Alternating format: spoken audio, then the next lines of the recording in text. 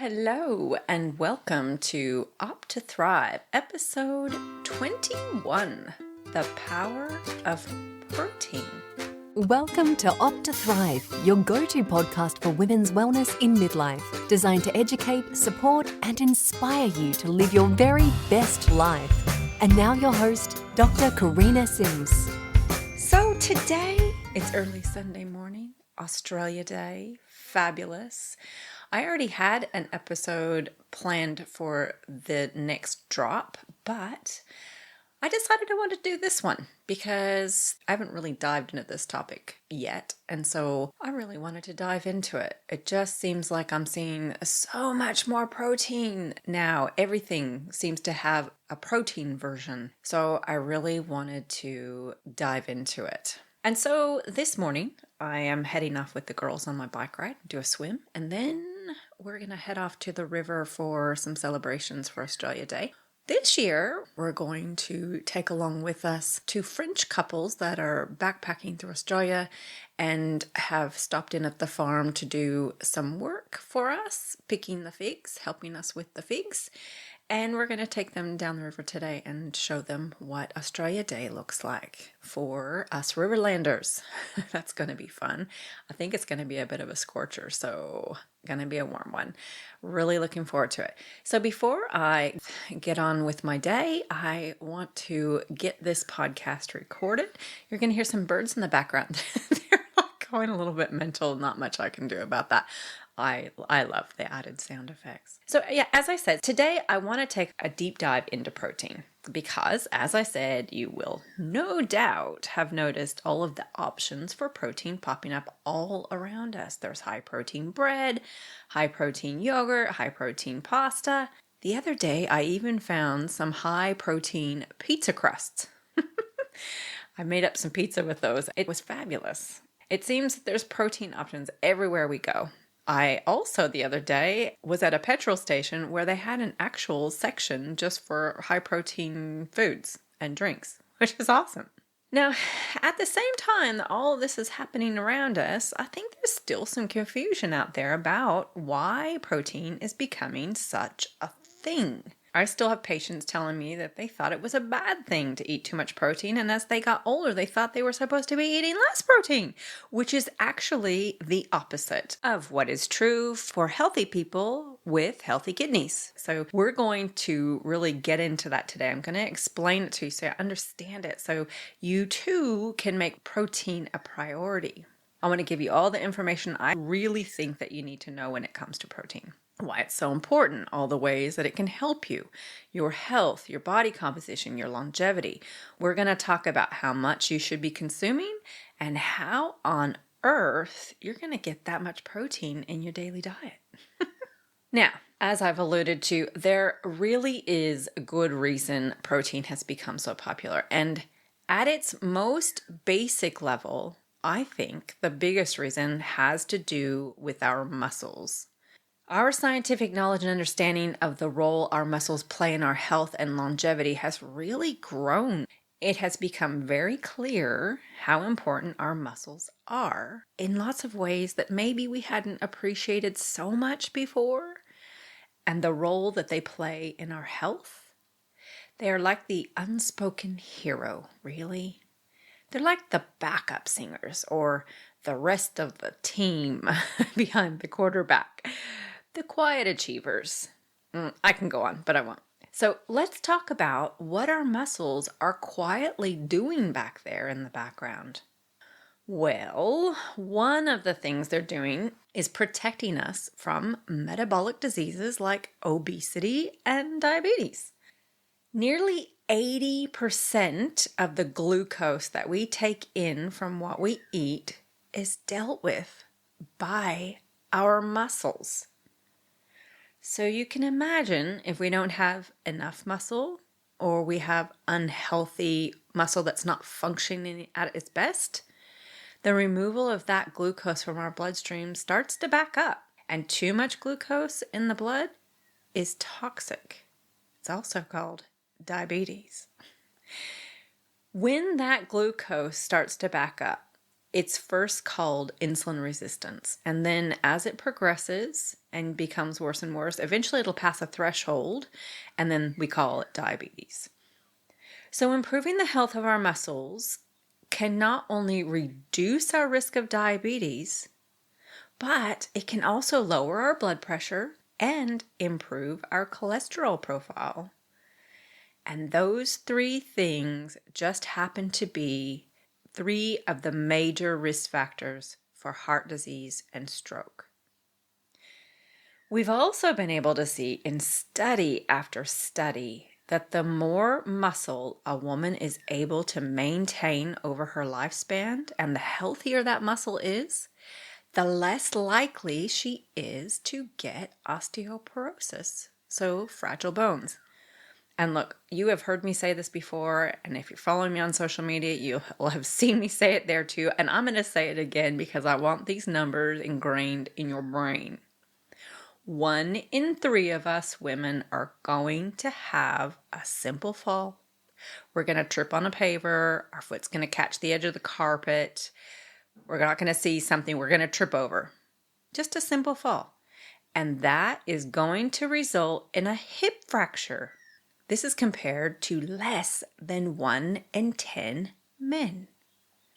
Now, 30% of us who do fracture our hip aren't going to make it out of the hospital. And 30% of us are going to need help for the rest of our lives. We're going to lose our independence. And then a good portion of that 30% that actually get their hip fixed and get on with things are going to suffer from chronic pain. Somewhere around our late 30s, we all start the process of losing our muscle mass. And at midlife, that process really speeds up. We rapidly lose more muscle mass. And if you're at this stage of life, you may have noticed that. It just seems like your body is just changing before your eyes. This process of losing our muscle continues on unless we do something about it. And I'm telling you, it is a lot easier to prevent muscle loss than it is to build it once it's lost. So for a good proportion of you listening, you are really at a crossroads here. You can choose to put in a little work now, as little as 2 days a week, and preserve that precious muscle, or you can carry on down the road of decline. And if you're already down that road and you don't like where you're headed, it's time to pull up your socks and get to work. And the first thing to consider when building and maintaining that muscle mass is giving your body what it needs to do the job. And that is where protein comes in. To build our muscles, we need amino acids. Amino acids come from protein. Amino acids are also the building blocks that make up our muscle. There are 22 amino acids, and 9 of these are what we call essential. Essential amino acids are the ones our bodies cannot make, so we have to get them from our diet. And we need all 9 of those to build muscle. And this is why protein in our diet becomes so very important. But when we're talking about protein, it is important to know that not all protein is considered equal because not all protein has all of these amino acids. So for instance, meat is what we call a complete protein source because it has all of the 9 essential amino acids in it, where plant proteins are a bit more hit and miss. So when it comes to plant-based, it is important to get your protein from a variety of sources to ensure you're getting a full complement of those amino acids. Being plant-based doesn't mean that you're at a disadvantage necessarily. It just means that you have to be a little bit more intentional to make sure that you're getting all those beautiful proteins. But muscle isn't the only thing that protein's doing for us.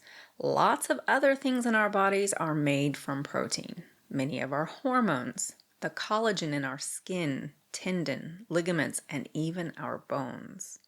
The hemoglobin in our blood, our antibodies, the structure of our cells, and our enzymes are all made from protein.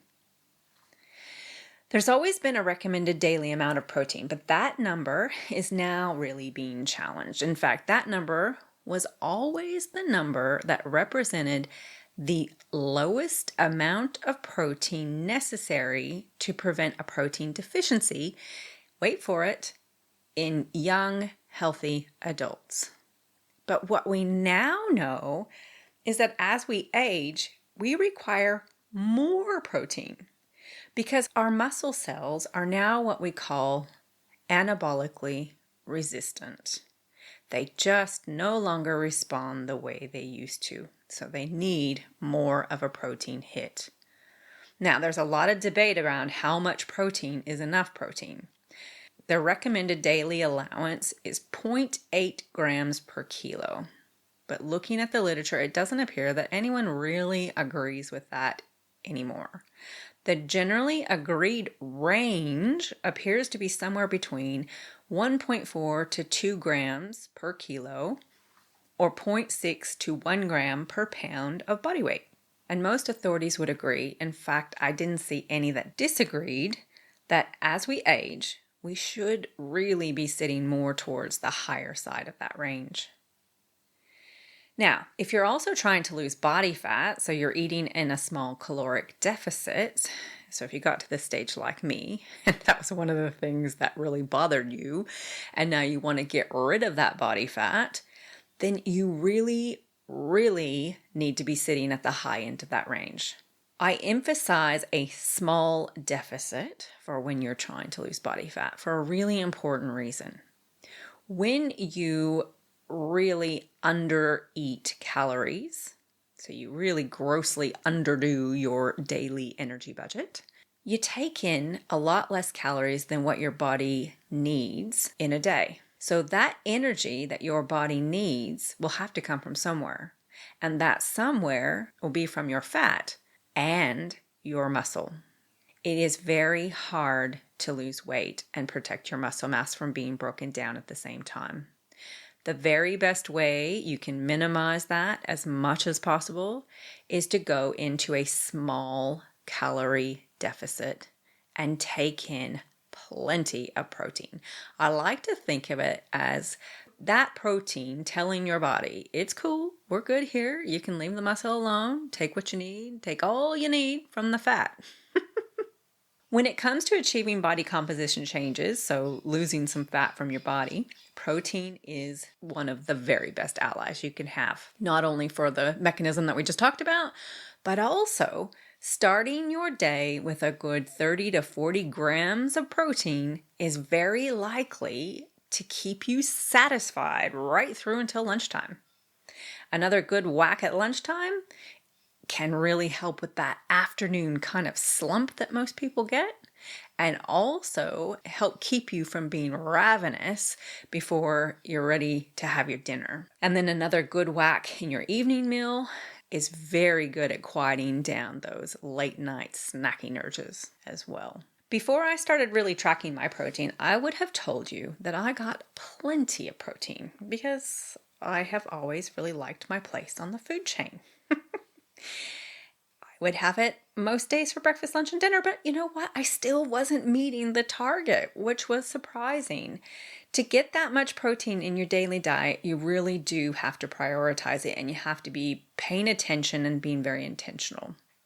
Some really easy ways to get protein for me have been having a meat or a dairy source with each of my meals, and then 1 or 2 protein snacks throughout the day. My go-tos are cottage cheese, high protein yogurt. I eat a lot of chicken. In fact, my husband the other day said that we're going to start clucking soon. He's not a big chicken eater. If he had his way, we would be having steak every single day with a handful of carrots and broccoli, not even cooked, just right out of the fridge. He's a simple man.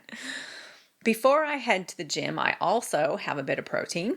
It's recommended that we have at least 15 grams before we head off to lift those heavy weights. Now, this is a new thing for me because I've really never liked exercising with food in my stomach. I really have always been a fasted exerciser because I like to exercise first thing in the morning and often just, rolling out of bed and getting going. These days, I am still quite often doing my walks and my Sunday bike swims fasted. And that's only because, the walks, I literally roll out of bed and get going. For my swim and bike ride, it's a hit and miss. Sometimes I do, sometimes I don't. But I really don't like having anything too close to getting my heart rate really going. So most of the time I don't, and that's just a personal preference. I just haven't gotten my head around that yet. But for my lifting days, I do have something light before I go, and I'm actually really liking that. I have tried some different things. I've done some experimenting. I found a high protein peanut butter that I've used on high protein toast, which I was doing for a while with a coffee with a big hit of caffeine before I go, which is always good. Now, though, I have just found a protein powder that dissolves really well in coffee, and so I'm having a protein coffee, which I'm finding really suits me because there are some days I'm literally hitting the floor running, and I can just grab that and head off in the morning to the gym and have it on the way, which is good.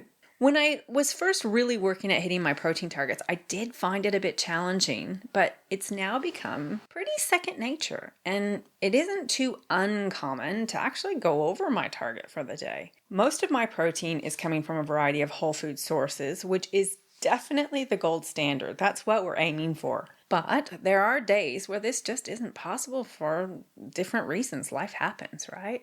So for those days, and especially in the beginning, I have utilized different protein supplements. Initially, I did use a fair bit of protein water. There's some beautiful flavors out there. I found a really good grape flavor that I really liked. And in fact, when I went overseas, I took that with me so that if I was ever in a pinch, I could just throw that in a bottle and have some protein water and have a big whack of protein very quickly. It is a bit of trial and error finding one that you like because some of them aren't great, but there are also some very, very good ones. You may know if you've been listening or if you're in Australia right now that it's been super hot recently, and I have found a beautiful fizzy lemon powder from Keep It Cleaner Foods that I'm absolutely loving. This is not an advertisement. I get nothing for this. I am just loving it and sharing it with everyone. You pop it into the blender with some ice and water, though might want to be a bit careful. I did see one of their adverts where they emphasize kind of stirring, not shaking, because it is fizzy. And a friend on Facebook did post that her blender blew up. I'm not exactly sure what that meant, so just be careful. I put mine in a little bullet, and if you don't put a lot of water in it, you get this amazing, thick, refreshing, tangy lemon sorbet-like treat. It is amazing, especially on a really hot day. On Wednesdays, I often go for a walk with one of my besties who tries to kill me. I really prefer just to stroll, but she really is still trying to pound it out when she walks. And so after our walks, we've been having this little tangy lemon slushy, and she's really loving it too and finds it really hard to believe that it's a high in protein drink. So it's pretty cool. I'm sure that there are things like that where you are too. Now, when it comes to protein powders, it is worth knowing a few things. First, you should be getting roughly 20 grams of protein per 100 calories when it comes to powder. Protein bars are going to be a little bit more caloric usually, but there are definitely some better ones than others. Some will say they're a protein bar and give you like 10 grams of protein, but be up around that 200 calorie mark, which for me is just not enough protein for my calories. So you should be getting a good 20 grams of protein in a roughly 200 calorie bar. There are different types of protein powders, and as I said earlier, there is plant protein, so plant-based protein powders, and then there are non-plant-based protein powders, and this all can be really overwhelming. So I want to break it down for you so you can go in there and confidently choose a powder if that's what you want to do, if a powder is something that you want to try. Now, in terms of plant-based powders, soy, pea, and potato-based powders are good options. There are plant-based powders that come in blended forms, which is a really great option because that helps make sure that you get that good balance of all those beautiful amino acids that we talked about earlier. For non-plant-based powders, there is whey protein and casein. These are extracted from dairy milk. So the casein is the curdy bits, and then the whey is the liquid bit. The liquid in the whey is removed, and that then is turned into a powder. And at its most basic form, it's called whey concentrate. This is the most basic and usually the least expensive form of whey protein powder. This powder can be taken a step further and some of the fat and the carbohydrates can be removed, and then it's called whey isolate. Whey concentrate can be as little as 30% and as high as 80% protein, depending on the amount of fat and carbs. For whey isolate, because the fat and carbs have been removed, that can be 90% or even higher protein. And then both of these forms of whey can go through another process and be hydrolyzed. Now, this is when the protein is broken down. Essentially, it's kind of partially digested, which makes it easier for our gut to digest it. And this can be really helpful for those who cannot tolerate lactose. So some people might be able to tolerate the isolate form if they've got a lactose intolerance. But if they can't, the majority of those will be able to tolerate the hydrolyzed form. The other main difference is price. So your concentrate is going to be the least expensive and your hydrolyzed is going to be the more expensive version. Now, back to the casein protein. You may see that sitting on the shelves. I just got some the other day to try. It was just absolutely beautiful. The one that I got is really quite tasty. Whey protein is very quickly digested, where casein protein takes longer to digest. So some schools of thought are that whey protein should be consumed before and after your workout, where the casein might be used maybe before bed so that you get that kind of long trickle of amino acids overnight. Or if you're in a situation where you're fasting or, going longer periods without food, then the casein, again, will kind of trickle in over a longer period of time. And so those are the major differences with your protein. So there you go. Everything you need to know and more about protein. The take-homes are that we really, really need to be taking in a high-protein diet as we age. The target's going to be somewhere between 1.4 to 2 grams per kilo or 0.6 to 1 gram per pound of body weight, and sitting at that higher end, especially if you're attempting to build muscle, lose fat, or if you're older. It's best to get your protein from whole food sources, but if this isn't possible, then supplementation is absolutely perfectly acceptable.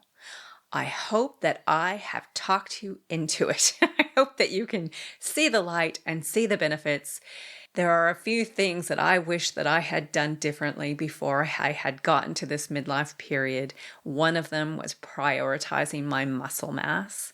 And by prioritizing my muscle mass, that would have been making sure that I was getting adequate amounts of protein along with my resistance exercise being my priority. And this just goes along with that. So for those of you who are entering this midlife stage, take this advice and run because this is going to serve you. And if you're like me, I am now in the postmenopausal period, freshly in the postmenopausal period. There's no time like the present, no matter what stage you're in. Get the protein in and protect and build that muscle. I hope you've enjoyed today, and if you have, please make sure that you rate me and you review me, and I'm loving some feedback, so if you've got some, please DM me, leave a comment. There's a place to text message on most of the podcast platforms. Push the button, send me a text. I love to hear from you. I love to hear what's working. I love to hear what you're struggling with. I love to give you the information that you need, so please sing out. Also, if you can think of anyone in your life who might benefit from the podcast, please share it. And I hope you have a wonderful week, everyone. Until then, I hope you opt to thrive. The Opt to Thrive podcast is designed for information purposes only and is not engaged in the giving of medical advice. The information provided on the podcast should not be used for diagnosing or treating a health problem or disease. In no way should the information provided by Opt to Thrive be considered medical advice, and at all times the advice of a medical professional should supersede recommendations from Opt to Thrive. If you have or suspect you may have a health problem, you should consult your healthcare provider. The views expressed in this podcast are purely that of Dr. Sims and do not in any way reflect those of the institution she contracts for medical services to. Thank you for listening to Opt to Thrive. If you've enjoyed listening, please rate and share the podcast. You can visit our website at optothrive.com and leave a comment for any subjects you would like to hear more about.